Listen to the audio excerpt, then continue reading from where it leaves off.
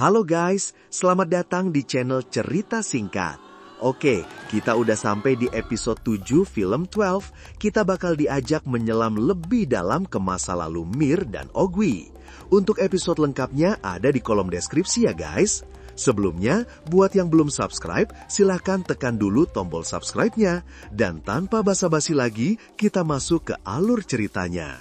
Episode dibuka dengan sebuah flashback panjang yang sangat krusial, menceritakan kisah cinta terlarang antara Mir dan Ogwi dari awal hingga akhir. Kita lihat gimana mereka pertama kali bertemu, menghabiskan waktu bersama, dan saling jatuh cinta. Ogwi digambarkan sebagai manusia yang sangat baik, tulus dan punya kemampuan spesial buat mendeteksi roh jahat. Dia bahkan bercita-cita bisa jadi seperti Marok, seorang manusia yang diberi kekuatan oleh Tuhan untuk melindungi dunia. Namun, hubungan mereka adalah sebuah tabu. Mir sebagai malaikat gak seharusnya menjalin hubungan dengan manusia. Ogwi yang polos ingin hubungan mereka direstui. Dia bahkan mulai berdoa dengan sungguh-sungguh, berharap Tuhan memberinya kekuatan agar dia bisa setara dengan para malaikat dan bisa hidup selamanya bersama Mir. Mir yang tahu betapa bahayanya dunia malaikat ngelarang Ogwi buat ngelakuin itu.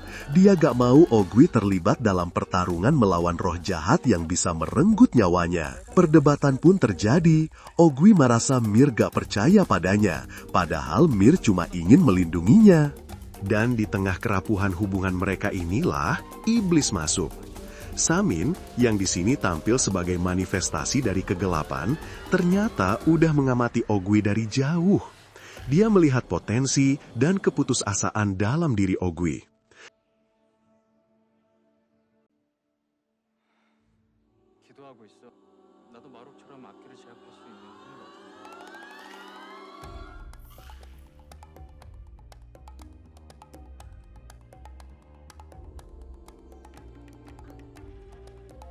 Samin muncul di hadapan Ogwi dan mulai meracuni pikirannya.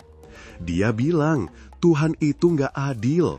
Tuhan nggak akan pernah ngasih kekuatan pada manusia biasa seperti Ogwi. Samin menawari Ogwi jalan pintas. Tinggalkan wujud manusianya yang lemah dan terima kekuatan dari kegelapan. Kekuatan yang bahkan lebih besar dari para malaikat. Awalnya Ogwi menolak, tapi Samin terus menghasutnya. Puncaknya, Samin memberi Ogwi kekuatan gelap itu. Kita lihat Ogwi menjerit kesakitan saat energi hitam menyelimuti tubuhnya. Saat itulah Ogwi yang kita kenal sebagai manusia baik telah mati. Dia terlahir kembali sebagai makhluk baru, roh jahat yang dipenuhi kekuatan gelap dan kebencian. Setelah transformasinya, Ogwi menjadi arogan dan kejam. Dia bahkan merendahkan Samin, yang sekarang cuma jadi pesuruhnya. Samin ngasih tahu Ogwi kalau para malaikat udah mulai berkumpul di pintu neraka dan mereka harus segera bertindak. Rencana mereka adalah menggunakan jiwa Mir agar para malaikat gak bisa menyatukan kekuatan mereka.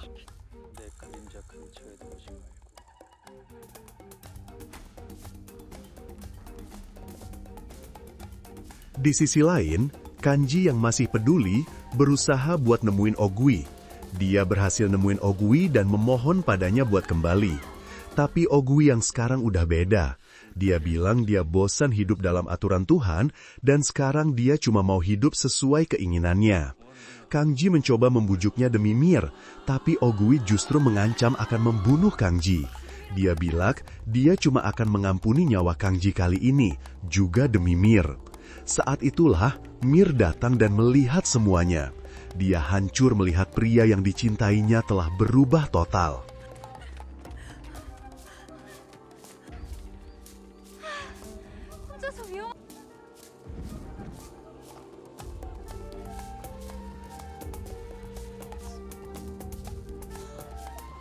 Balik ke masa kini, dunia udah kacau balau karena pintu neraka terbuka. Langit gelap, debu hitam turun, dan manusia mulai kerasukan roh jahat. Mereka menyerang manusia-manusia lainnya. Di tengah kekacauan itu, tim malaikat kita mulai beraksi. Bang Wol lewat dan ngasih perintah tegas. Jangan bunuh roh jahatnya, karena mereka bisa diubah kembali menjadi manusia dengan menggunakan kekuatan healing Bang Wol. Mereka pun berpencar. Tae-san dan Kang Ji pergi menyelamatkan warga sipil dari serbuan manusia yang kerasukan. Ada adegan seru sekalian konyol, di mana mereka nyelamatin Jo Yang-soo, si preman yang pernah mereka tagih utangnya. Yang-soo seperti biasa, sedang party dan karaokean di dalam sebuah ruangan VIP. Tiba-tiba, orang-orang yang sudah kerasukan masuk menyerang mereka. Pertarungan melawan pengawalnya langsung pecah, tapi tentu saja pengawalnya bisa dikalahkan dengan mudah. Di saat itulah, Tae-san datang ke tempat karaoke itu dan langsung menghajar para roh jahat dengan pukulan dan gaya bertinjunya yang khas.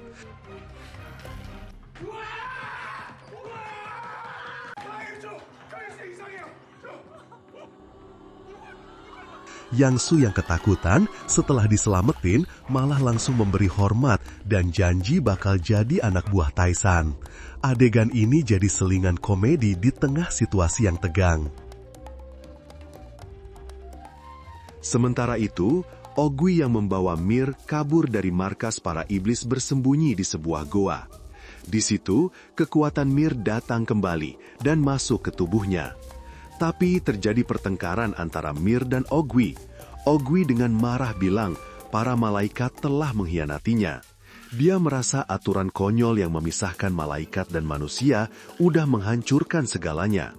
Dia nggak mau lagi jadi manusia lemah yang cuma bisa pasrah.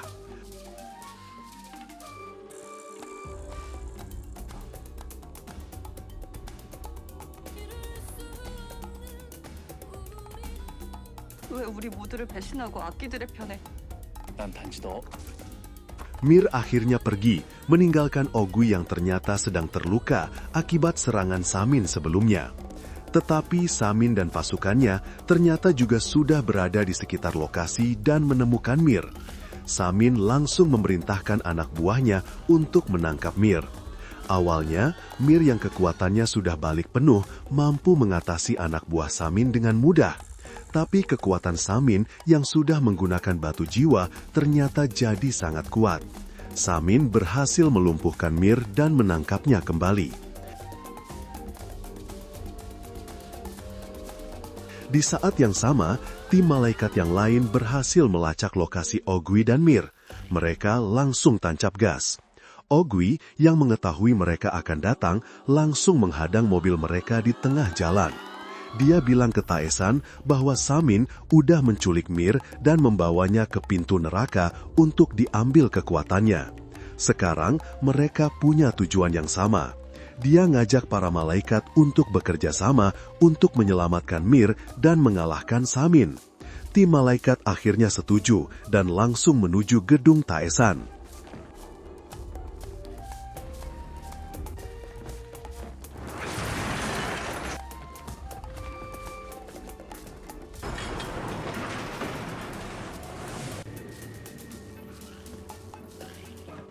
Sementara di tempat itu, Tae-san berhasil mengeluarkan Dragon Soul dari tubuh Mir, dan dia menggabungkan dengan batu jiwa miliknya. Sekarang, kekuatan Tae-san semakin bertambah.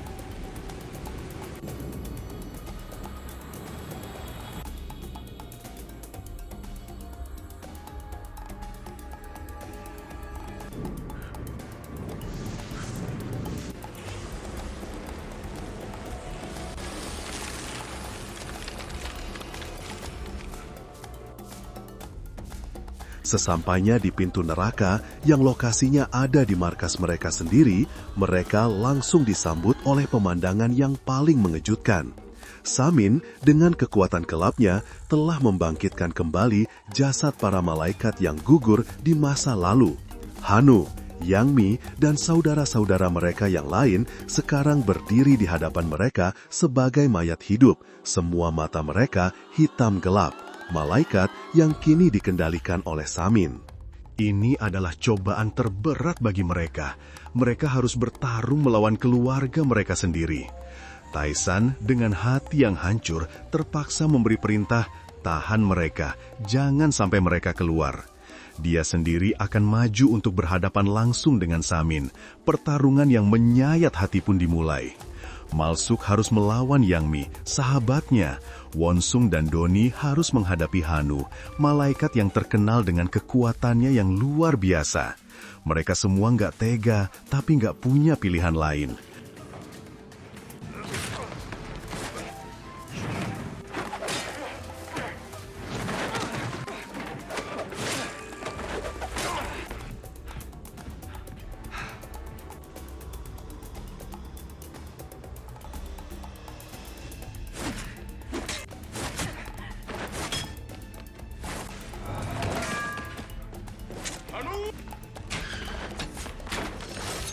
Sementara para malaikat saling bertarung, Taisan bergerak untuk menuju ke ruang bawah tanahnya di mana pintu neraka berada. Taisan akhirnya berhadapan langsung dengan Samin.